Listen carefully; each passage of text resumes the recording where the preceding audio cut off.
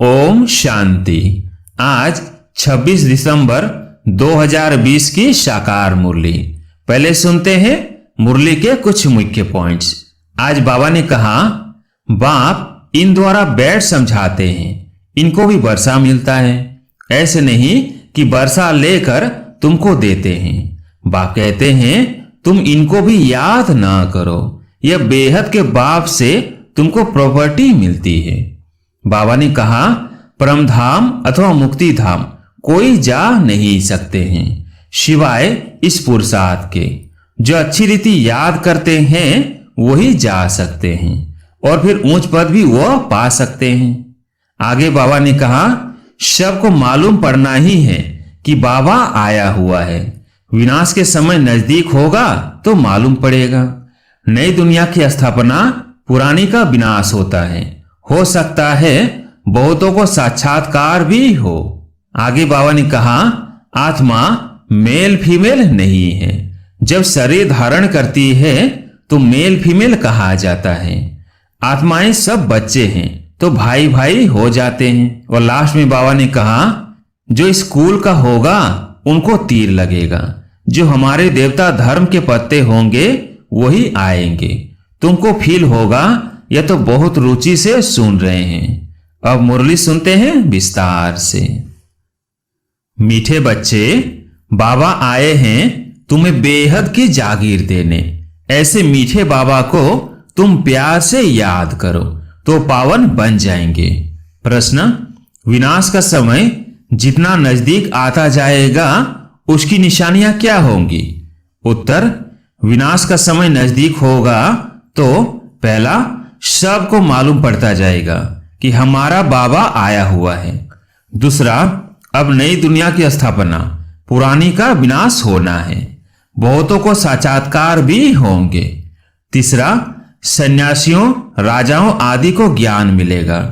चौथा, जब सुनेंगे कि बेहद का बाप आया है, वही सदगति देने वाला है, तो बहुत आएंगे। पांचवा, अखबारों द्वारा अनेकों को संदेश मिलेगा। छठा, तुम बच्चे आत्म अभिमानी बनते जाएंगे। एक बाप की ही याद में अतिंद्रिय सुख में रहेंगे। गीत है इस पाप की दुनिया से।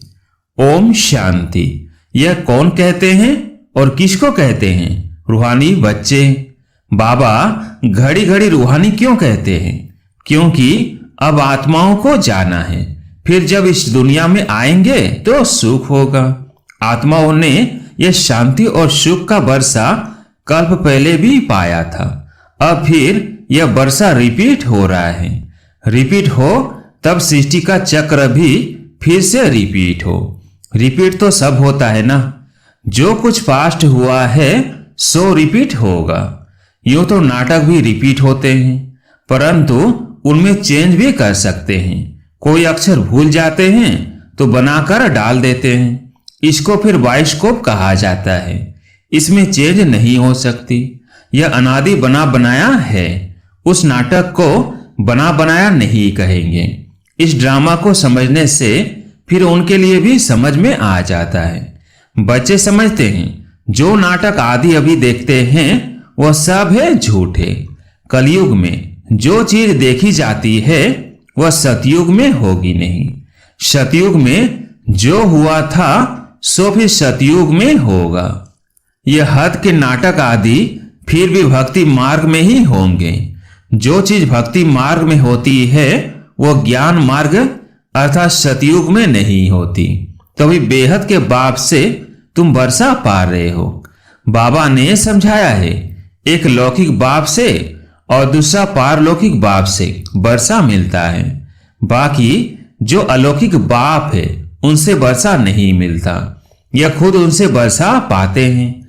यह जो नई दुनिया की प्रॉपर्टी है वो बेहद का बाप ही देते हैं। सिर्फ इन द्वारा इनसे अडॉप्ट करते हैं, इसलिए इनको बाप कहते हैं।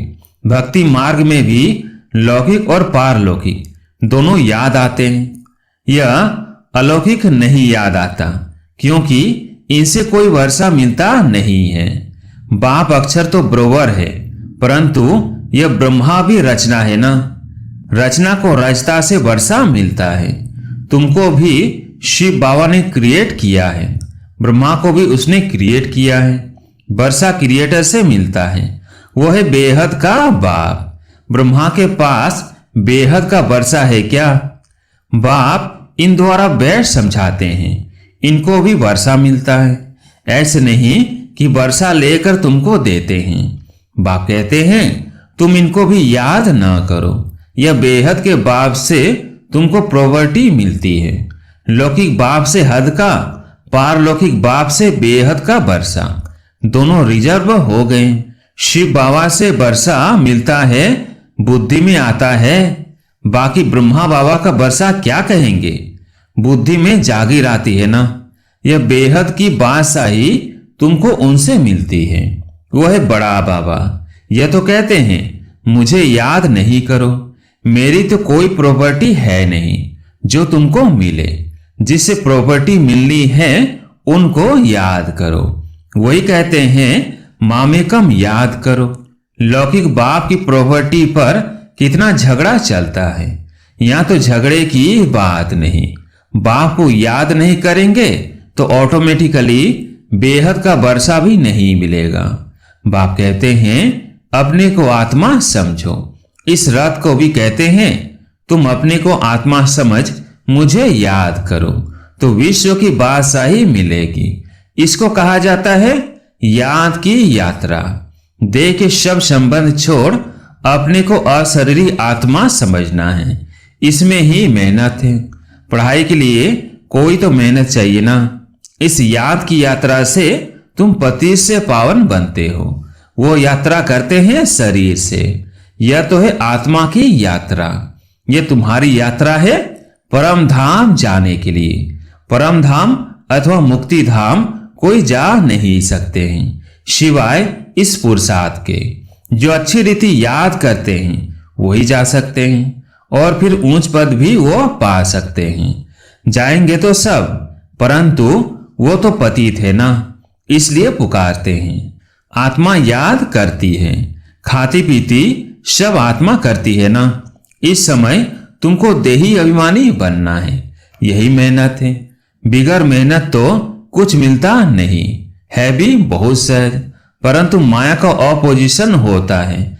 किसकी तकदीर अच्छी है तो झट इसमें लग जाते हैं। कोई देरी से भी आएंगे, अगर बुद्धि में ठीक रीति बैठ गया तो कहेंगे बस हम इस रूहानी यात्रा में लग जाता हूं। ऐसे तीव्र वेग से लग जाएं तो अच्छी दौड़ी पहन सकते हैं। घर में रहते भी बुद्धि में आ जाएगा। यह तो बहुत अच्छी राइट बात है। हम अपने को आत्मा समझ पतित पावन बाप को याद करता हूं। बाप के फरमान पर चले तो पावन बन सकते हैं, बनेंगे भी जरूर। पुरुषार्थ की बात है बहुत सहज। भक्ति मार्ग में तो बहुत डिफिकल्टी होती है। यहाँ तुम्हारी बुद्धि में है, अब हमको वापस जाना है बाबा के पास। फिर यहाँ आकर विष्णु की माला में पिरोना है। माला का हिसाब करें, माला तो ब्रह्मा की भी है, विष्णु की भी है, रुद्र की भी है। पहले पहले नई सृष्टि के यह है ना, बाकी सब पीछे आते हैं। गोया पिछाड़ी में पिरोते हैं। कहेंगे तुम्हारा ऊंच कुल क्या है, तुम कहेंगे विष्णु कुल। हम असल विष्णु कुल के थे, फिर क्षत्रिय कुल के बने, फिर उनसे बिरादरियां निकलती हैं। इस नॉलेज से तुम समझते हो बिरादरियां कैसी बनती हैं। पहले पहले रुद्र की माला बनती है, ऊंच से ऊंच बिरादरी है। बाबा ने समझाया है यह तुम्हारा बहुत ऊंच कुल है, यह भी समझते हैं। सारी दुनिया को पैगाम जरूर मिलेगा। जैसे कई कहते हैं भगवान जरूर कहां आया हुआ है, परंतु पता नहीं पड़ता है। आखिरीन पता तो लगेगा सबको, अखबारों में पढ़ता जाएगा। अभी तो थोड़ा डालते हैं, ऐसे नहीं कि एक अखबार सब पढ़ते हैं। लाइब्रेरी में पढ़ सकते हैं, कोई 2 से 4 अखबार भी पढ़ते हैं, कोई बिल्कुल नहीं पढ़ते। यह सबको मालूम पड़ना ही है कि बाबा आया हुआ है। विनाश का समय नजदीक होगा तो मालूम पड़ेगा। नई दुनिया की स्थापना, पुरानी का विनाश होता है। हो सकता है बहुतों को साक्षात्कार भी हो। तुम्हें सन्यासियों, राजाओं आदि को ज्ञान देना है। बहुतों को पैगाम मिलना है। जब सुनेंगे बेहद का बाप आया है, वही सदगति देने वाला है, तो बहुत आएंगे। अभी अखबार में इतना दिल पसंद कायदे मुजिब निकला नहीं है। कोई निकल पड़ेंगे, पूछताछ करेंगे। बच्चे समझते हैं हम श्रीमत पर सतयुग की स्थापना कर रहे हैं। तुम्हारी यह नई मिशन है। तुम हो ईश्वरीय मिशन के ईश्वरीय भांति। जैसे कृष्ण मिशन के कृष्ण भांति बन जाते हैं, तुम हो ईश्वरीय भांति। इसलिए गायन है, अतिंद्य सुख गोप गोपियों से पूछो जो आत्म अभिमानी बने हैं। एक बाप को याद करना है, दूसरा ना कोई। यह राजयोग एक बाप ही सिखलाते हैं। वही गीता का भगवान है। सबको यही बाप का निमंत्रण व पैगाम देना है। बाकी सब बातें हैं ज्ञान श्रृंगार। यह चित्र सब है ज्ञान का श्रृंगार, न कि भक्ति का। यह बाप ने बैठ बनवाए हैं मनुष्य को समझाने के लिए।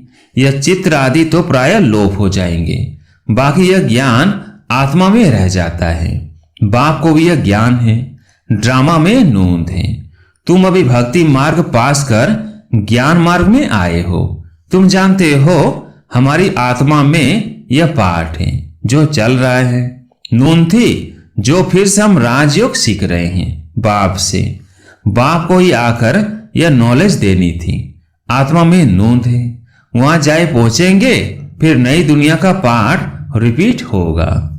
आत्मा के सारे रिकॉर्ड को इस समय तुम समझ गए हो, शुरू से लेकर।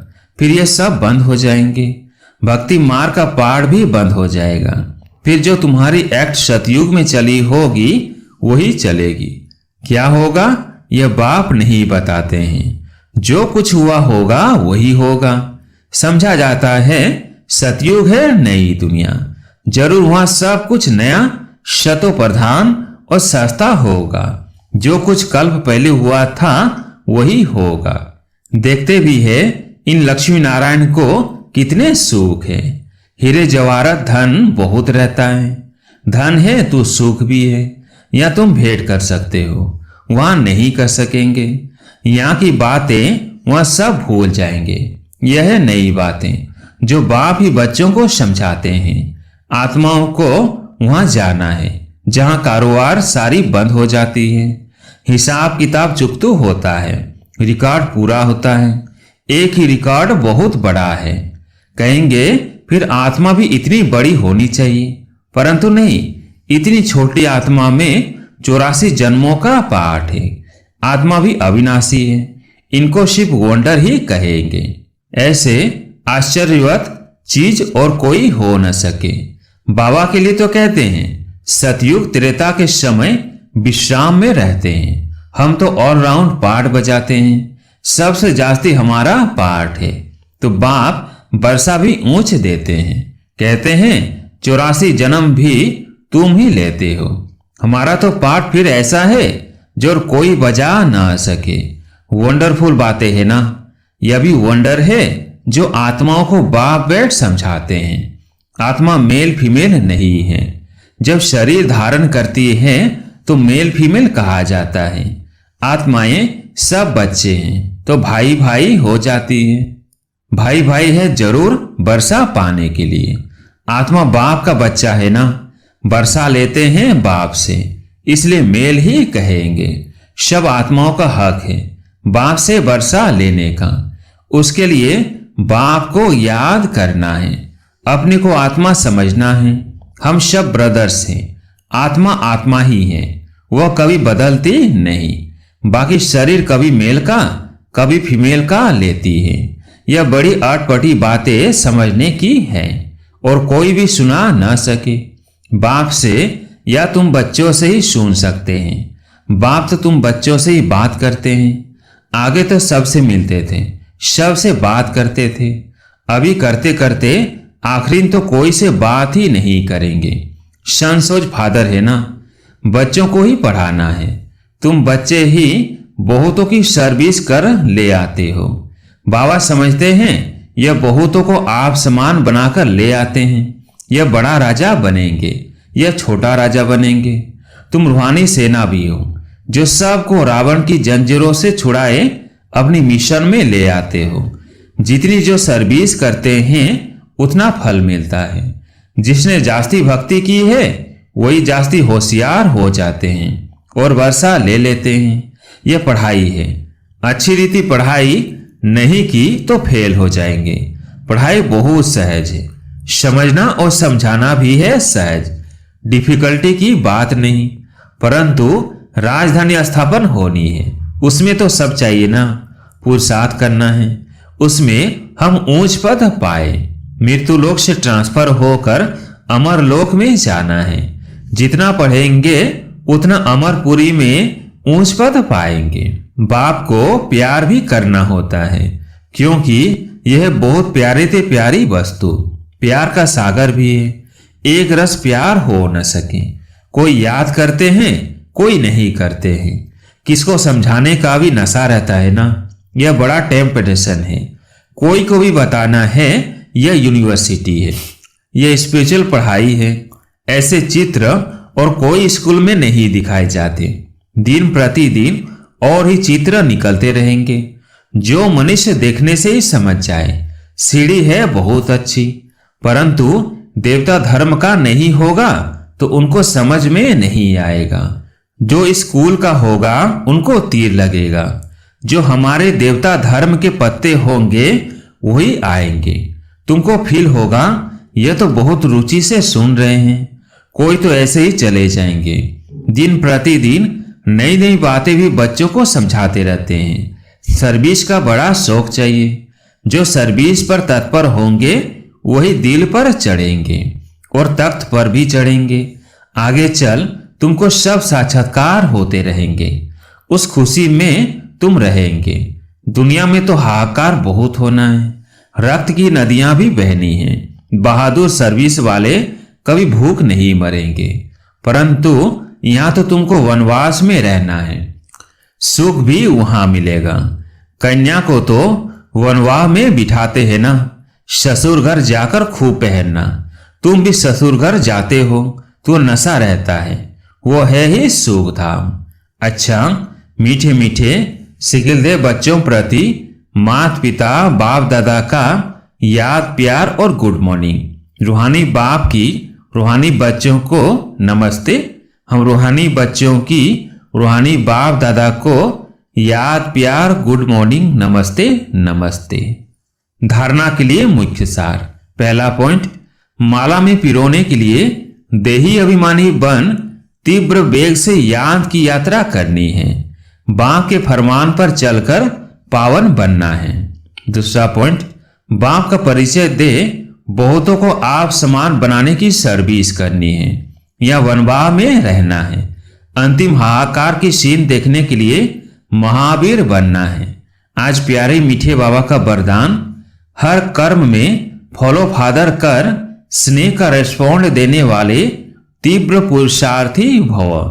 हर कर्म में फॉलो फादर कर स्नेह का रेस्पॉन्ड देने वाले तीव्र पुरुषार्थी भव। जिससे स्नेह होता है उसको ऑटोमेटिकली फॉलो करना होता है। सदा याद रहे यह कर्म जो कर रहे हैं यह फॉलो फादर है। अगर नहीं है तो स्टॉप कर दो। बाप को कॉपी करते बाप समान बनो।